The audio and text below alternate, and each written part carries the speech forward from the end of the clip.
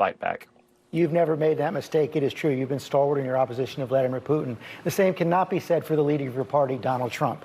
Last night, he finally condemned the invasion, but he also repeated his praise of Putin, calling him smart. Earlier in the week, he called him pretty smart. He called him savvy. He says NATO and the U.S. are dumb. Are you prepared to condemn that kind of rhetoric from the leader of your party? George, you've heard what I have to say about Vladimir Putin, that he is a ruthless dictator who's launched a naked, unprovoked war of aggression.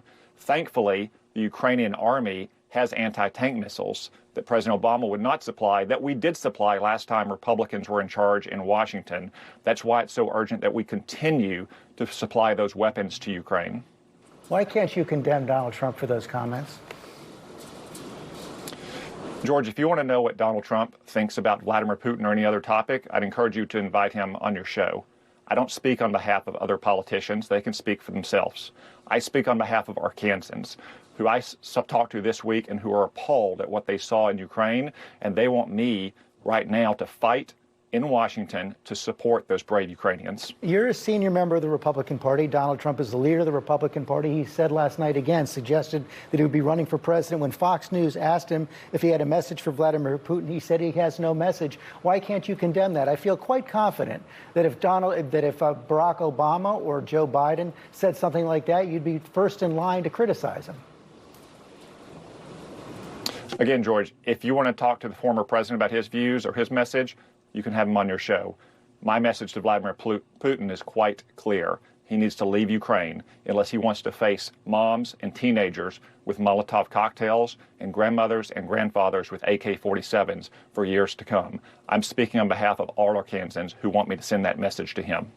If Donald Trump runs again, can you support him? George, I'm not worried about this fall's election right now, much less an election 2 years from now. I'm focused on the naked war of aggression that Vladimir Putin has launched in Ukraine right now. There's not a moment to lose. We can worry about electoral politics down the road.